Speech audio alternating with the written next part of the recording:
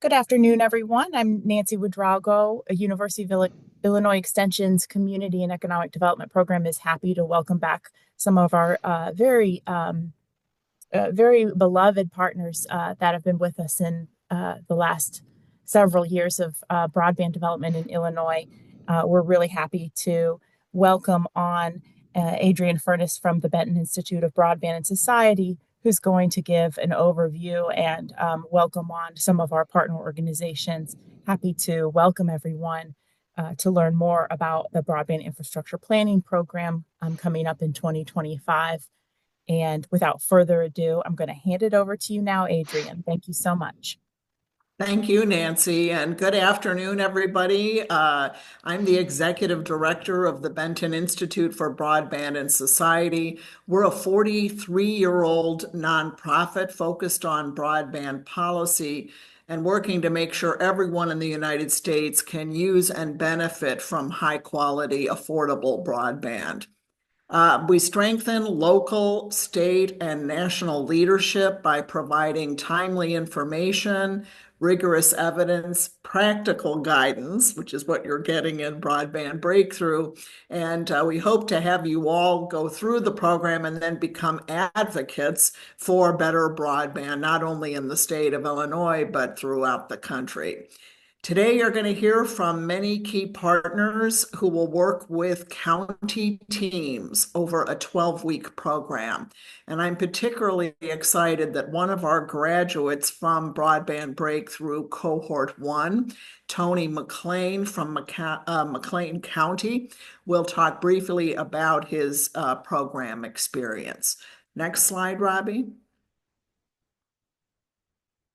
So we're here to engage with each county team and support community-centric broadband planning, and we provide education, technical assistance, and coordination amongst the partners and prospective broadband providers that can provide service in your areas. We're striving together to help community leaders partner with these providers to build robust broadband networks so you can apply for and receive your fair share of federal and state infrastructure funds. Next slide, Reed. Oh my God, I almost said Robbie, because Robbie used to do this for me. Okay, Reed, sorry, the two R's. Anyway, I do want to tell you that all of our partners' logos are listed on this slide. And I first want to thank Matt Schmidt and his team at the University of Illinois Broadband Lab, who are underwriting the cost of this Broadband Breakthrough Cohort 4 program in Illinois. And for Cohort 4, we welcome to Illinois the Reed Consulting Group, who partnered with Benton during the recently completed Missouri Broadband Breakthrough program. And you'll hear from Tom later in this presentation. County teams will get a chance to work with longtime program partner who spoke at the top of the hour, Nancy Ouedraogo at the University of Illinois Extension. She and her team are going to help you with your community broadband use surveys and survey analysis. And as you can see, they are providing our communications platform and handling our post-meeting emails and slides and all the other goodies that we're going to provide the teams who join us. John Kostelnick from Illinois State University has been working with us throughout Broadband Breakthrough to provide two really interesting tools for counties. One helps you all quantify the value of high-performance broadband based on this better broadband's impact on corn and soy production, so thereby impacting the farming economy in your areas. In addition, ISU will provide maps of existing vertical assets, including things like silos in your counties that can be used to help offset deployment costs and support wireless network infrastructure to expand broadband availability, particularly in farmers' fields. And finally, Our programming would lead you all down a path to nowhere if it weren't for the Illinois Office of Broadband. They not only value, but in fact reward community involvement in broadband planning. Your plan will allow you and your ISP partner to gear up to apply for state funds. And I'm sure you all know that roughly a little over $1 billion are being made to build networks in parts of Illinois currently unserved by broadband. I'm going to quickly turn this over to Reed, who's just going to go through one slide before we turn it over to Devin and Robbie. Reed? Thanks, Adrienne. So my name is Reed Sharkey. I'll briefly introduce myself. I am a community broadband specialist and research associate at the Benton Institute. I've been helping with these programs for the last couple of years in Tennessee, Illinois, and Missouri, and now back to Illinois. So I'm really happy to be with you all. The Benton Institute has run these programs in 6 different states. Broadband Breakthrough has been run in 17 counties in Illinois and 12 in Missouri to this point. This spring in Missouri, we updated the Broadband Breakthrough program design a bit, and now will include elements from expertise from past curriculum from the Benton Institute's community broadband engagement planning programs with technical expertise and analysis from the Reed Consulting Group.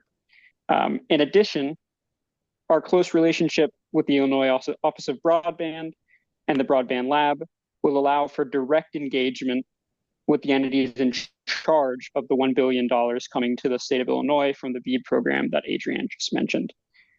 To speak more about the Illinois Office of Broadband and the Broadband Lab, I'll now hand it over to Devin Bronstein, the director of the Office of Broadband, and then to Robbie McBeath of the Broadband Lab. Great. Thank you so much, Adrienne and Reed. Hi, everyone. My name's Devin Bronstein. I lead the Illinois Office of Broadband out of DCEO. So just to share some brief words on how excited we are about the launch of this cohort and this program and kind of put it in the context of what is coming down the pike.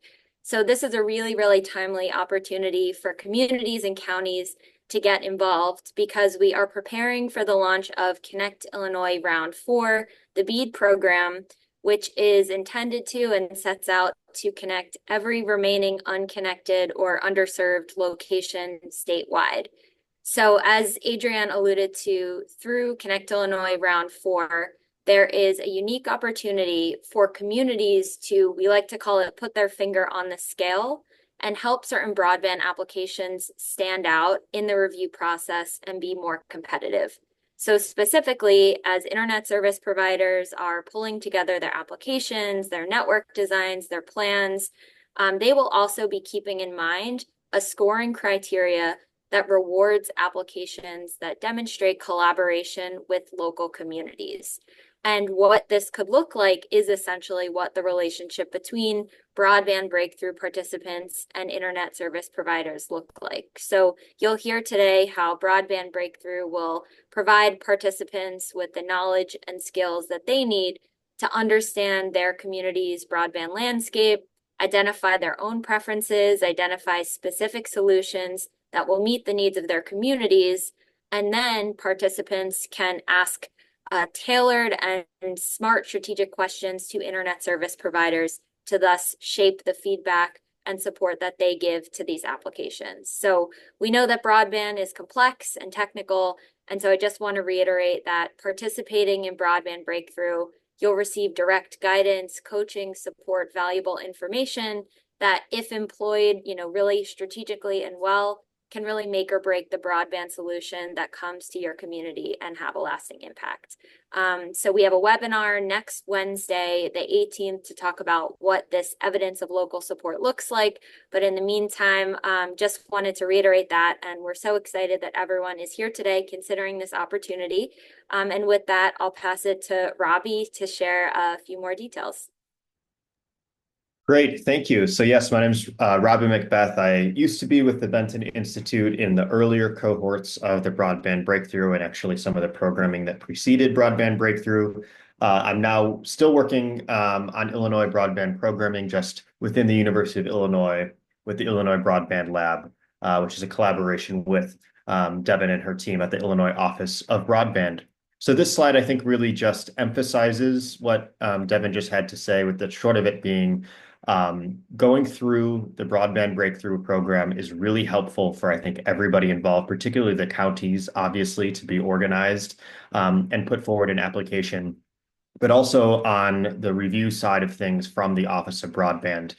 There's direct points awarded for participation, and then getting into some of the details that Devin had talked about. Through the Broadband Breakthrough program, you will actually be meeting with providers and asking some direct questions, as well as engaging with surveying. These kinds of activities can ultimately kind of be added to applications for the large infrastructure grant program of BEAD, or also known as Connect Illinois Round 4. So if that is interesting, or if this already does sound familiar, or you want to learn more, I just want to reiterate what Devin had said, in that the Office of Broadband is going to be continuing its BEAD webinar series. There will be Wednesdays at noon, actually starting this week. And then in particular, on December 18th is actually going to be a little bit of a deeper dive into what we call evidence of community support, or evidence of local coordination. All the different things that kind of get graded and assessed around, has a provider and a community kind of spoken with one another, address needs, detailing things like letters of support, all the different things that I think help move a broadband project forward and really kind of help an application be selected for large amounts of broadband infrastructure funding. So I see Devin dropped the link in there. Anybody that's familiar, everyone is encouraged if you want to attend that webinar. And I also just wanted to add, in addition to helping deliver strong applications for the Illinois Office of Broadband, participation in the Broadband Breakthrough program is excellent on its own. You'll get expert guidance. So many of the alumni, which you'll hear from later in today's call, have really positive things to say about it. And I think one of the things that excites me most is it helps kind of develop broadband leadership across the state of Illinois. So I just wanted to kind of note that there's a lot of complementary and additional programming and activities that the lab and the Office of Broadband take part in.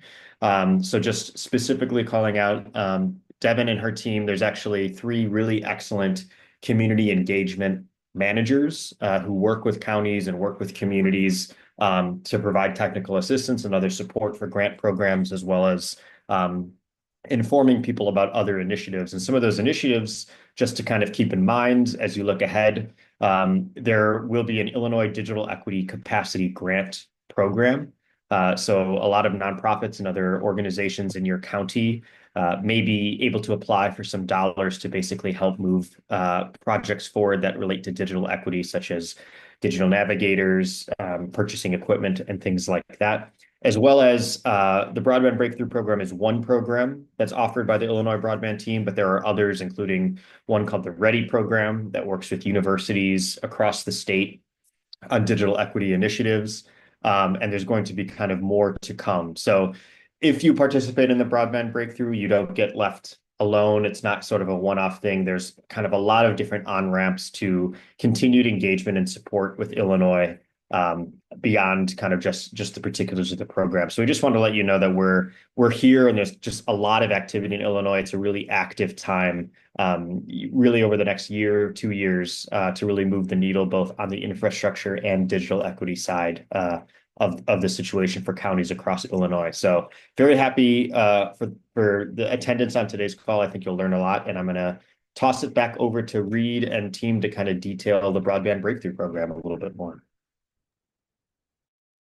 Robbie.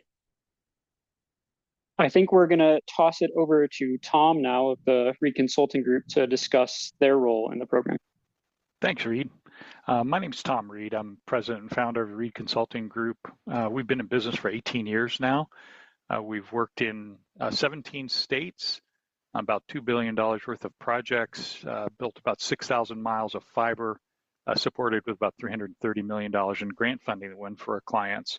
Been really fortunate to bring a perspective that we've worked with ISPs, we've worked with rural electric cooperatives, but also with councils of government and nonprofits, so we can kind of see this agenda from all these different angles.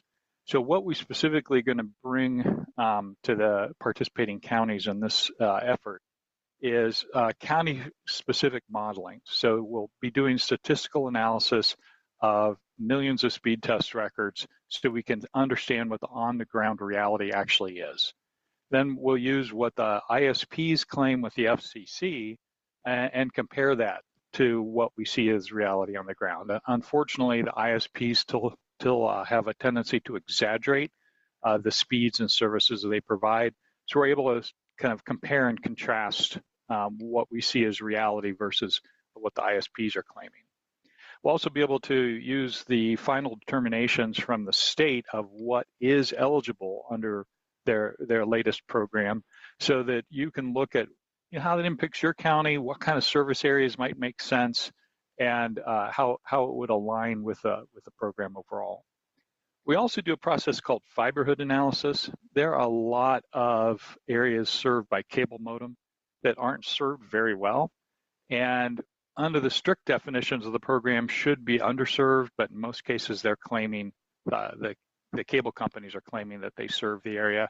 But we can find investment grade opportunities for fiber overbuilders to go in and compete with those cable operators, even in areas that aren't eligible for grant funding. And then using the same speed test analysis, we can track progress in funded areas. So if in your county there are areas that have been awarded like in RDOF or in previous rounds of state grant programming, we can see real clearly if it's being deployed, and if so, where it's being deployed.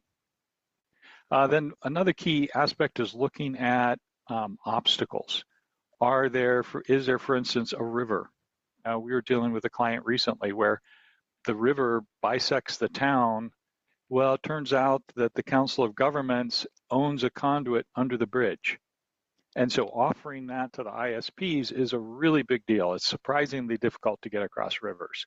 So we look for key obstacles like that, and whether there's any local government or nonprofit or council of government sort of resources that can help overcome that you can offer up to improve the odds that your community will get served.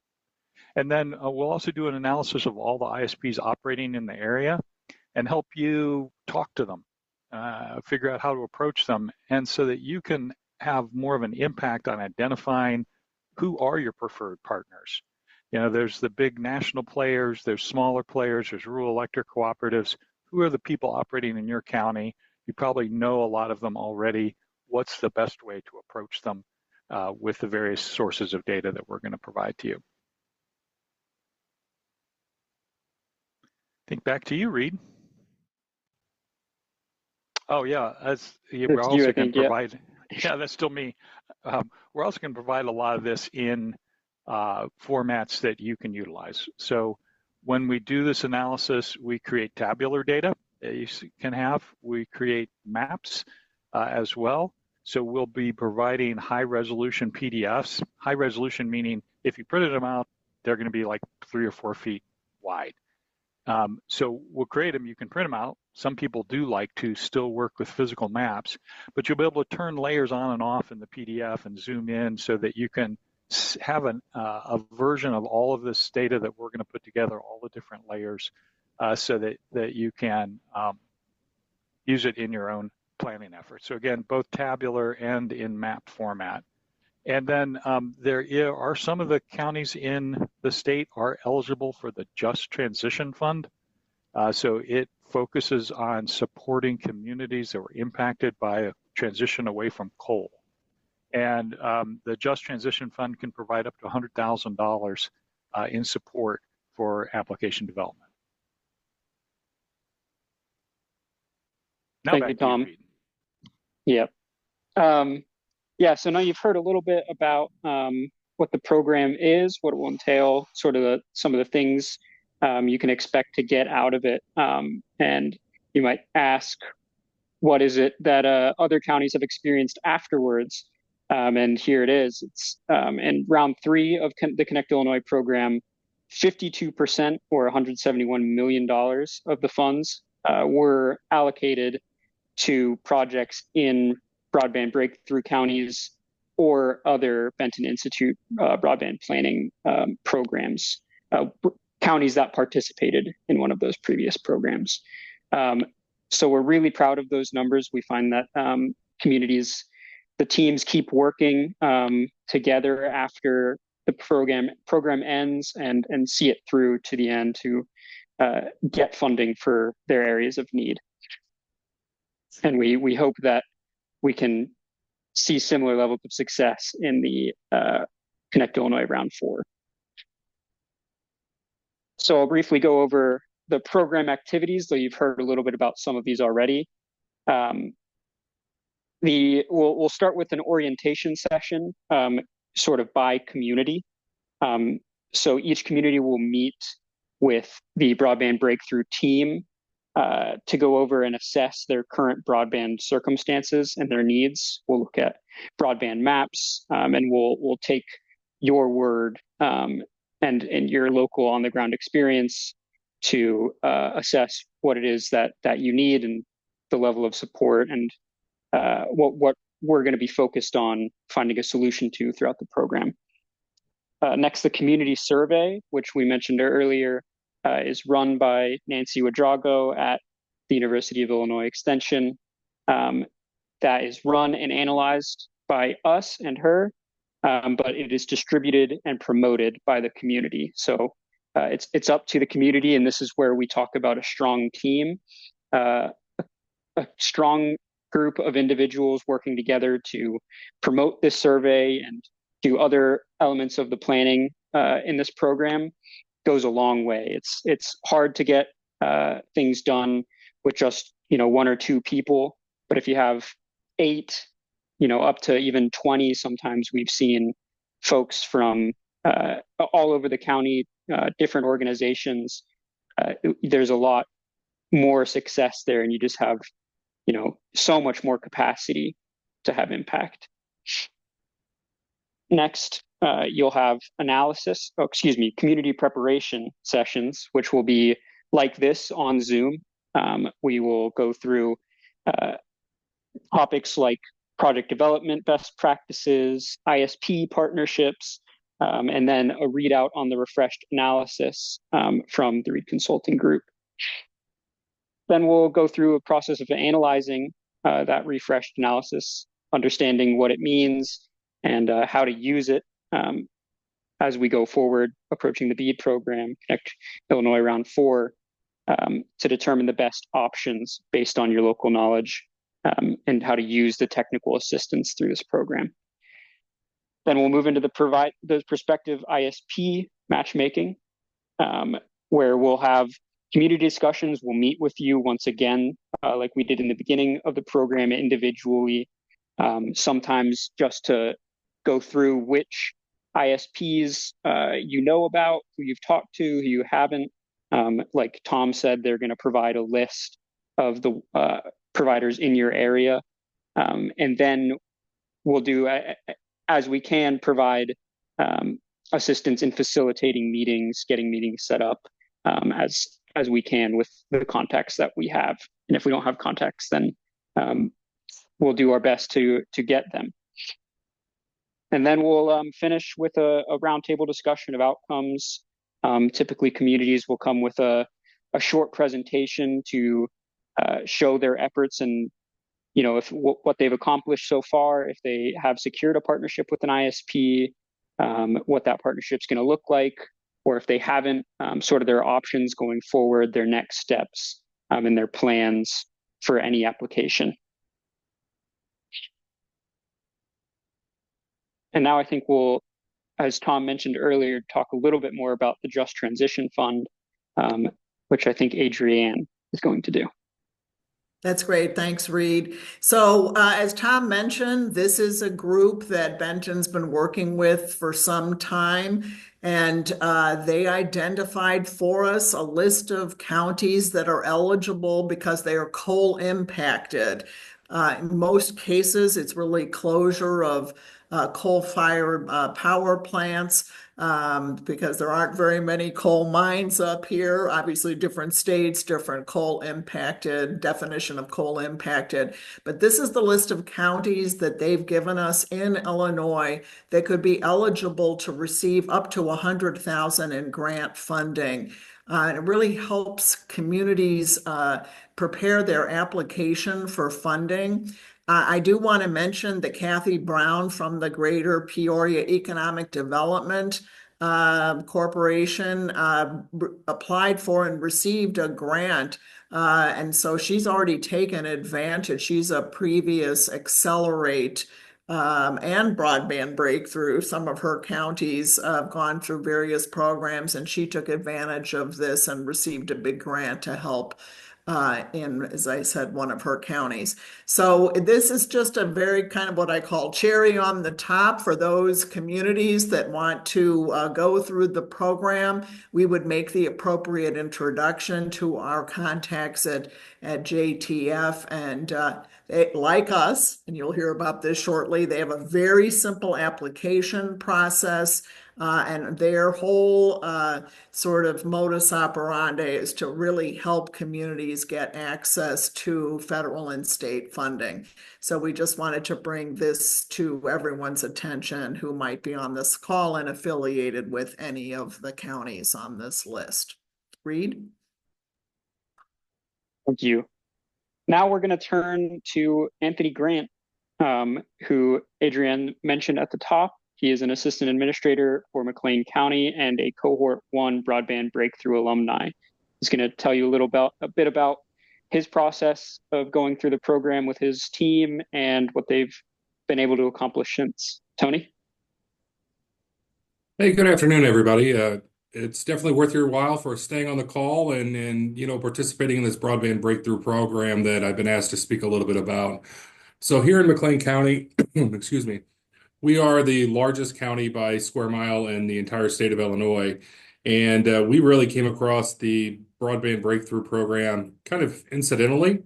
In November of 2022, our McLean County board, which at the time was represented by 10 Democrats and 10 Republicans, so an even split on the board, had started receiving notification from its rural customer or its rural constituents that the broadband service was not very good, that there was issues and letters they were getting received and stating that the company would no longer fix the internet.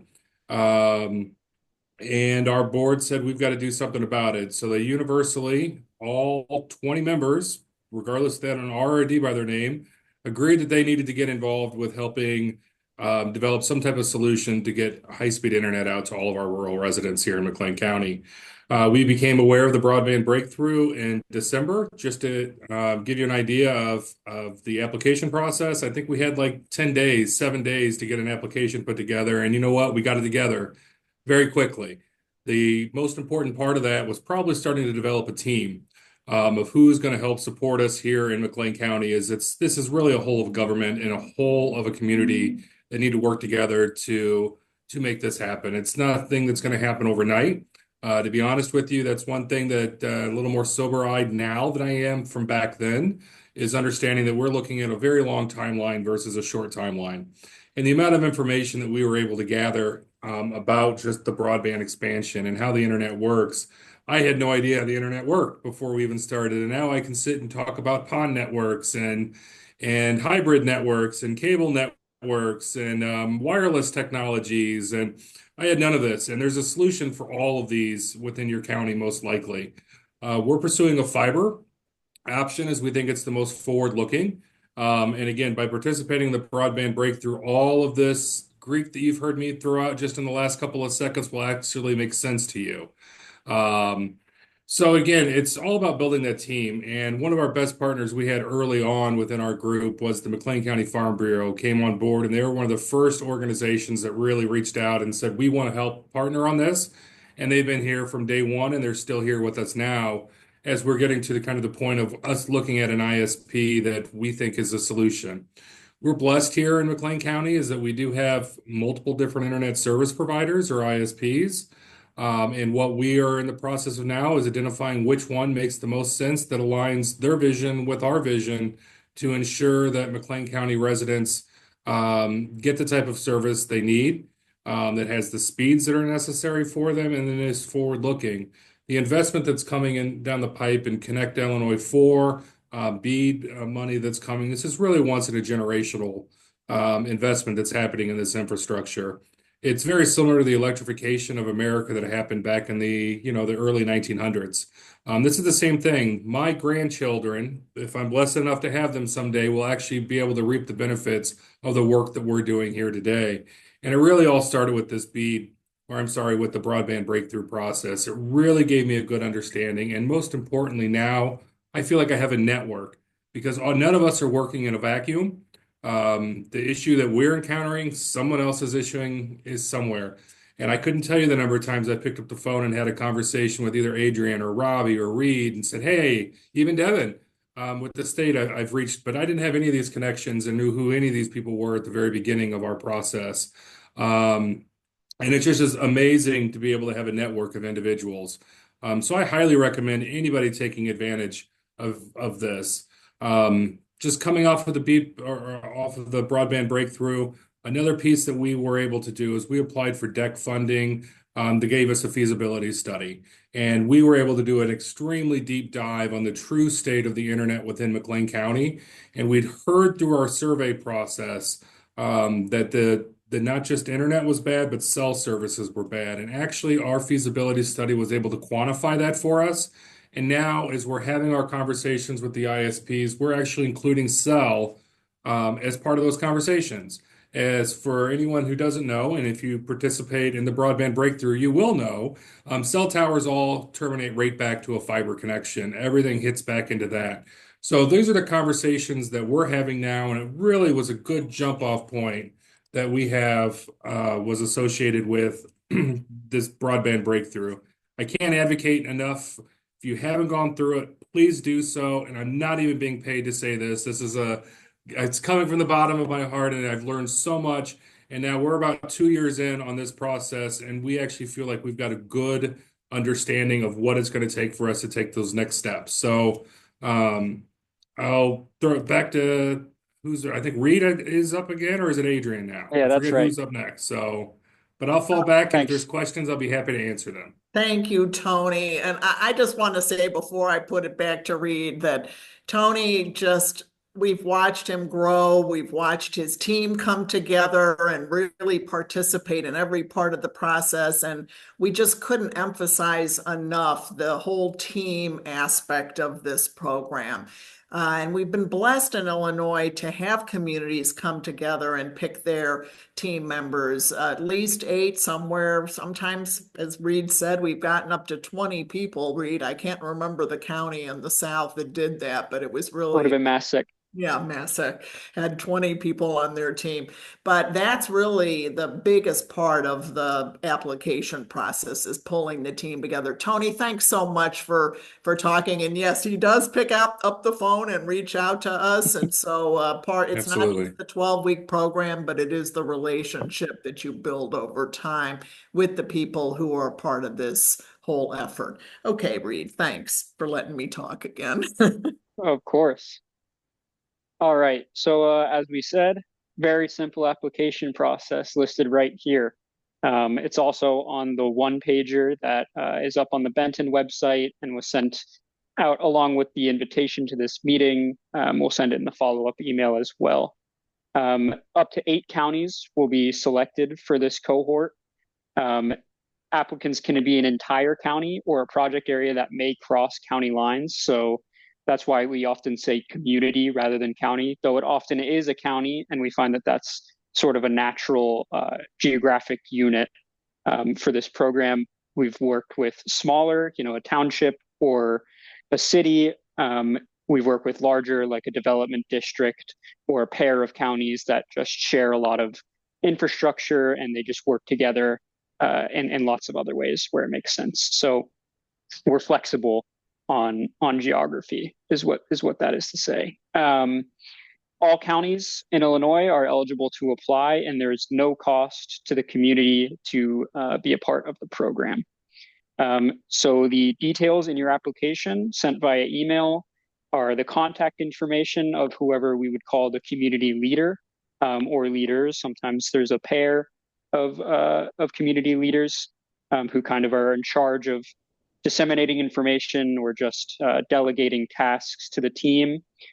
We'd ask for a short community description, where you are in the state, maybe local economy, and things like that. A general broadband situation overview. So to the extent that you know and have information, sort of access statistics, any, just stories about the broadband access in your county or area, and then a community team roster. We need 8 members. That's our minimum. We want you to have 8 people who are committed to, being engaged and part of the team, and will work on all the tasks. Coming to the meetings with the individual county meetings with the Broadband Breakthrough team, to the larger sessions where we're doing sort of webinar style content, and disseminating the survey, and being part of the planning process and the ISP partnership. But minimum is 8, but we love to see getting up into the double digits, 12, 15, and we don't expect people to get to 20. But if you have 20 people who are interested and excited about this, then by all means, please send it out and be bright shining stars. So we love that. Typical organizations that team members can come from are local government, economic development, education, healthcare, technology, nonprofits, and just regular old, you don't have to just be a private citizen is good too. Just an interested person in getting broadband can do lots in this effort. And we already have education there, but school IT people, we often find our wealth of knowledge. People from the transportation or highway departments also are great. And yeah, so just please submit that application to me via email, read@benton.org. That's really the best way to get to me. I am actually out of the country at the moment, so if you call me on the phone, I won't be able to pick up until December 22nd. So just throwing that out there, email is the best right now, but I do pick up my phone normally. The next steps would be that application. And if you have further questions, or you want to set up kind of an individual presentation, deliver this exact webinar or past, you just send me an email and we can do this for your county at a time of your choosing. And again, just email me for that. And I think that'll bring us to discussion, if anyone has questions. Where are you, Reed? He's in the UK. Ah. Oh, sorry, I missed that. Yep, I'm in the UK. My girlfriend is a UK citizen, family. Yeah, so his hours are it's kind of late at night for him. He's 6 hours ahead of the central CST at this particular point. So I always have to say good afternoon to him when I'm hitting my desk. But he'll be back and back on the East Coast. He's normally based outside of Washington, in Virginia, actually. I just want to reiterate something Tony said, is that this is a journey and it's a hard thing for a lot of residents to accept. I'll have somebody come up to me and say, well, my son's entering high school. Will it be here in time for them in high school? It's like, yeah, probably not. If there's no broadband there, the infrastructure is what we're talking about, is building new infrastructure. And it takes a while. Takes a while to get the money allocated, but once you have the money, it still takes a fair bit of time in terms of construction. There's the design and construction and rights of way and easements, and there's just a whole lot that goes into building these networks. So unfortunately, it does take time, and that's one of the reasons it's important to build a cohort, build a community that, as Tony described, is still going. Yeah, I'll just follow up on what Tom said. It is a journey. I mean, anyone that's on this call, they go, it's so late, BEAD's getting ready, Connect Around Illinois 4 is getting ready to get issued, and OFO for that. And I mean, you're looking at probably 2 years of a build out. So, I mean, there's still plenty of opportunity for communities to be engaged. And if you're not, then you don't really understand what it is that your citizens are going to get, and you don't know what they need. I mean, when I started this, I had no idea what good internet was. I mean, I'm from the era of when it started that it still beeped and dinged and donged at me when I got on the internet for the first time, So from that perspective, looks like there's a question, so I'll fall back. I was just trying to fill some space there, but it is a journey.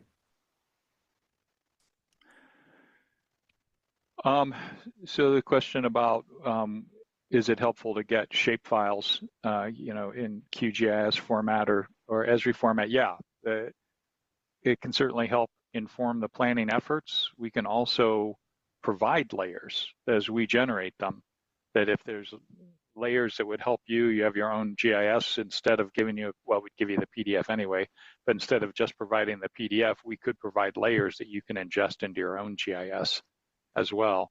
And so, yeah, trading layers back and forth is a good thing. Stephanie, can I ask which county you're talking about in your question here, so we maybe can put a pin in where you are? Douglas County. Douglas. Okay. Well, Adrian, I'd say if you think there are issues there, you might start with the state broadband map and see what the state thinks is happening in Douglas County. I can tell you, our experience so far has been that most situations are worse than any of the state maps show, just because the ISPs are still exaggerating what they can do. So even after BEAD, you're probably going to have needs in areas that are kind of in between being really bad and being in good shape. But I think Devin's ready to weigh in on that conversation. Well, I was just going to add too. I'm sorry to jump, Devin, but one of the issues is that we have really tremendously earnest state broadband offices trying to make all of this work, but they're very hamstrung by being required to use the FCC maps, and the FCC maps are where a lot of the ISPs continue to have a lot of sway in what is represented. Sorry, Devin. No, I think just going off of that, there's kind of like two use cases for participating in Broadband Breakthrough. The first and most immediate is the BEAD program. And so we have this very distinct list of all BEAD eligible locations. So, I would have to go in and look, or I'm sure someone on the team has done this analysis, but in Douglas County, are there a swath of locations that will be eligible to be connected through the BEAD program? And if so, it kind of doesn't even matter if consumers have been like worried or upset about this or not. It's still this great opportunity to just like play a bigger role in that selection process and making sure that your community's values are reflected in applications that come to the state for review. But then second, kind of going off of what Kim was sharing, there is this like broader mission of, BEAD or no BEAD. There's value in communities kind of understanding their broadband landscape, what assets they have, their values. So even beyond the BEAD program, communities can kind of get strategic in how they work with internet service providers. So it seems, and Benton and Lab can correct me if I'm wrong, it seems like if you are the least bit interested, it is probably worth a deeper conversation with someone to just like dig in a little, apply to, take advantage of the opportunity. If I can jump in a little bit about the not hearing complaints from county residents, I think Stephanie mentioned that there in her comment. We didn't hear a lot of complaints either. We got the letters and nobody knew how bad it really was. I think a lot of our rural residents had no idea what good internet looked like. as it's just what they're used to, and they didn't know any better.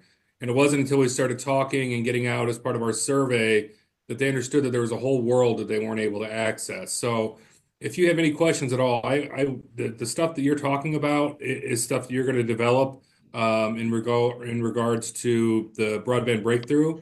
Might not be a full feasibility study, but they do get you started on that path.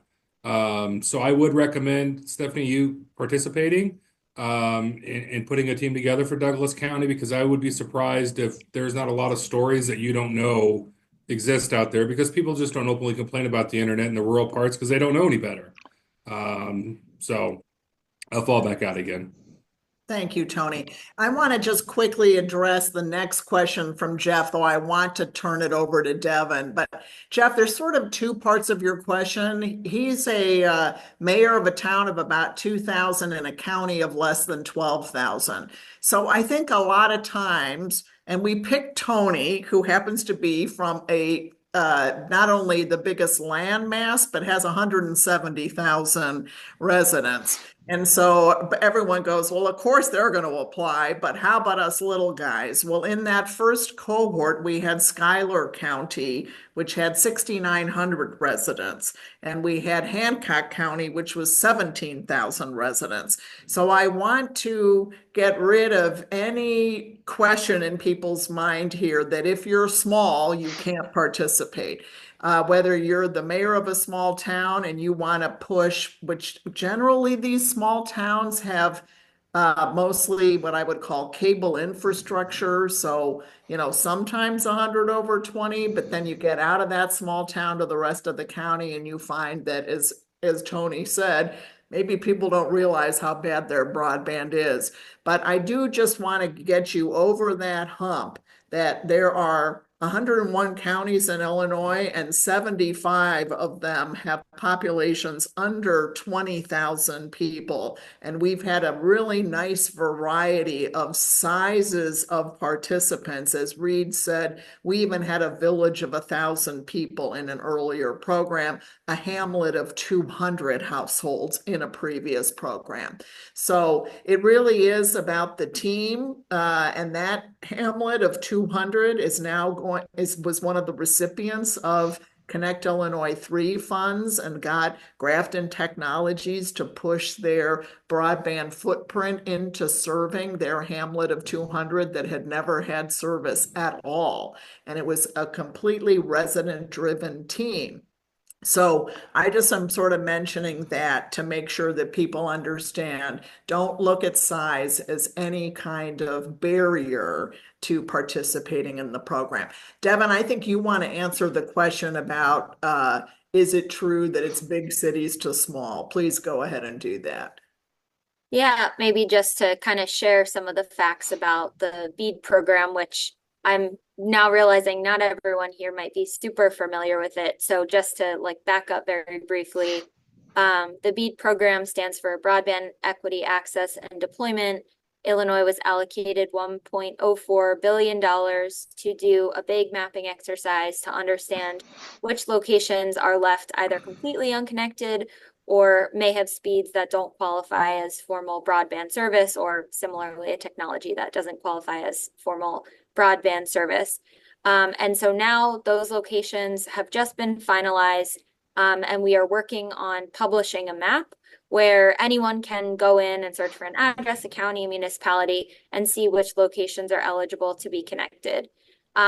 Then we are obligated via federal statute to connect all of those locations over the duration of the program.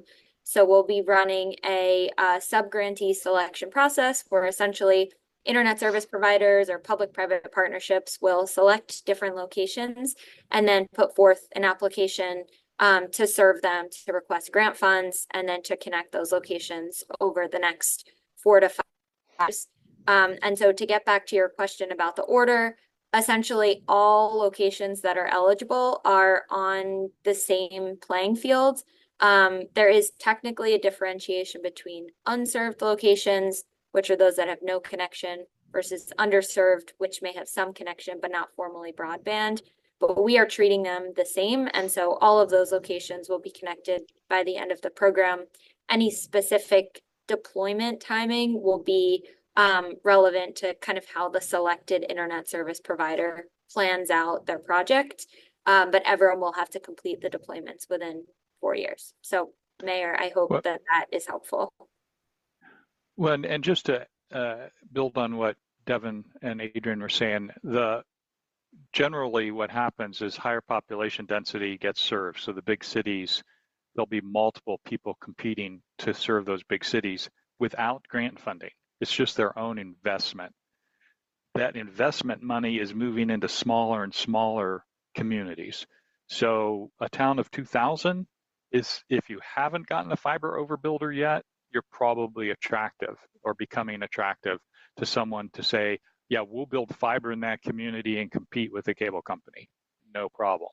So the areas that are left that just don't meet kind of the financial criteria for investment, that's what we end up using the grant money for. So most of that BEAD money is going to be going to low population density areas that could not support private investment, but without the grant funding to complement it. Now, there are some big city situations, largely in multi-dwelling units, that I don't think too many of them are going to be eligible, but there are some big broadband problems there.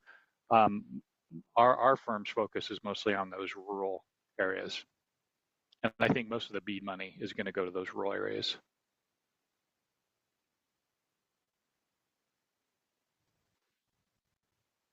I want to speak to Jeff's second comment. Jeff, I have to say, we are very familiar and have worked with what you're describing as under-resourced small counties. And we see this all the time. I would say to you that if people are unhappy with their service, and I do see that you're saying that Frontier is running fiber through town now, that is something that they have started to do. And so if they have not applied for a previous grant, they are probably going to look to expand beyond the town into other areas using that fiber as a backbone, right?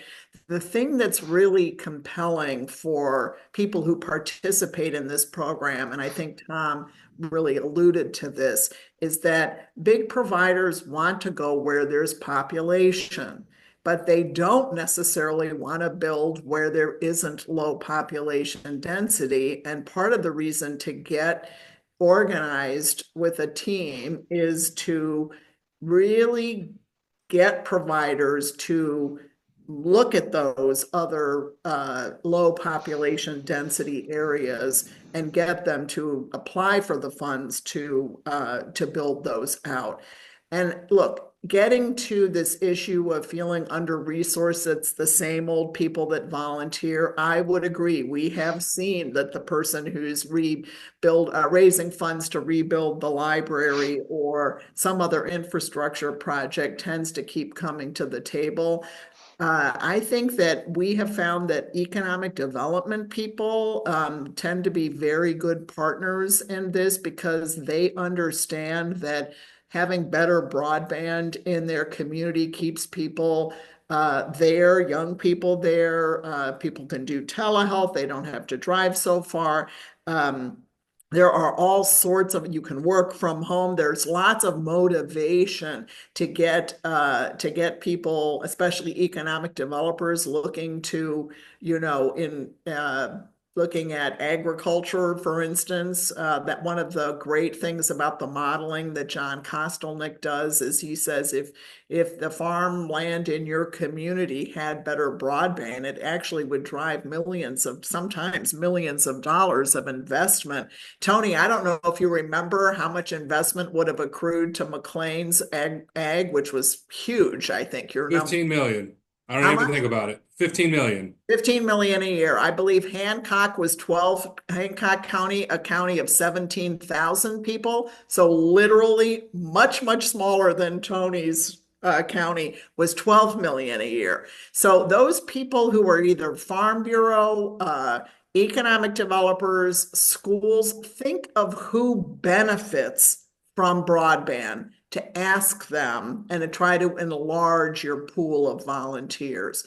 Local health clinic, if there is one, businesses in town that could be frustrated by not being able to do e-commerce or even take credit cards. This was a couple of participants had small business that hadn't been able to do that and brought those businesses to the table. Tony, who else was on your team? I know you had some university people on your team. Yeah, we did. We had university folks, we had healthcare, we had regional planning was something that I see that someone just dropped a question in that was on our team. We had non-for-profits that were involved. I think I already said healthcare was definitely involved on that. The Farm Bureau, we had our rural police were involved, the Rural Policing Association for the communication and 911 call center types of services. Those are the big ones that jump off, but we did have a number of individuals, and you're absolutely the message about the same people getting out all the time is valid. One thing that I would stress is that it's all about how you message it. It's about what's in it for them. And when you approach somebody and ask them to serve, it's about what are they going to get out of it. And at the end of the day, that's what it comes down to. And what Adrian indicated there is this really touches all aspects of our communities. It's not just those that want to stream Netflix. I mean, again, telehealth, mental health services. We know a lot of our counties are dealing with those, and there's extra resources. You don't need to have your counselors in your county if you have high-speed internet. This can be addressed remotely. If you're building housing, people aren't going to buy a house where there's not high-speed internet. That's what our realtors have told us. So it's really about finding the right message for the right audience.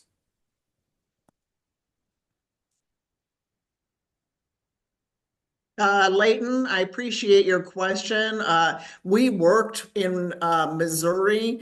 Most of the people participating in that project were coming out of, or at least referring, they were kind of a great referral for us, these regional planning commissions, because it was the Missouri Association of Counties of Government that originally contracted for the study that we used, that Reed Consulting Group actually did. And so we used those regional planning groups to get to individuals at the county level that they thought might be interested in joining the program.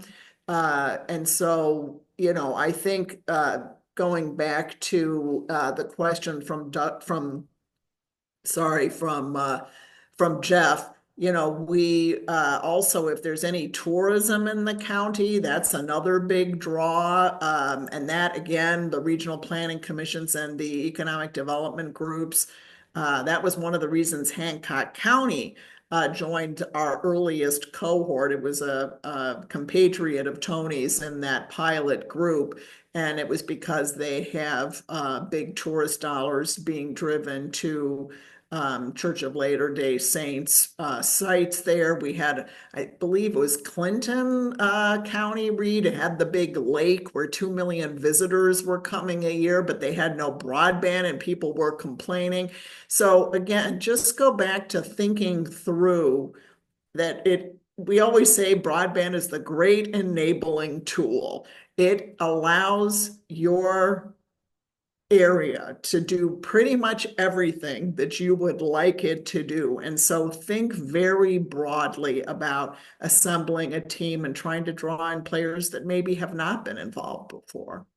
Chambers of commerce, boys and girls clubs, local nonprofits that need the internet to, recruit participation. I could go on and on. Any other questions before we thank you, Tony. I know he had to leave. I really appreciate, again, Tony talking about his success. And really, it was his board that freed up his time to work on this project. And because they got behind it politically, as you said, 10 Democrats, 10 Republicans, we like to say that this is a nonpartisan issue. And we have worked with all sorts of county boards. I'm trying to remember Reed, who was the county way down south, where the president of the board, who used to own a vineyard, was formed the team and got his compatriot on the board to join. Perry, I believe, right? Which one? Is that Perry, I believe? Yes, Perry County, Yeah. exactly right. So again, county commissions and county boards can also be very helpful in this process. Okay, we are literally over. I want to thank everybody for being here, and please reach out to Reed. The applications are due at the end of January. Super simple. We're making it real easy for you guys, and the issue is pulling the team together. That is the most important thing. We look forward to answering any questions you may have, and in the meantime, if we don't hear from you, we have wonderful holidays. Take care. Thank you, everyone. Thank you so much, Thanks all. everyone. Thank you, everyone.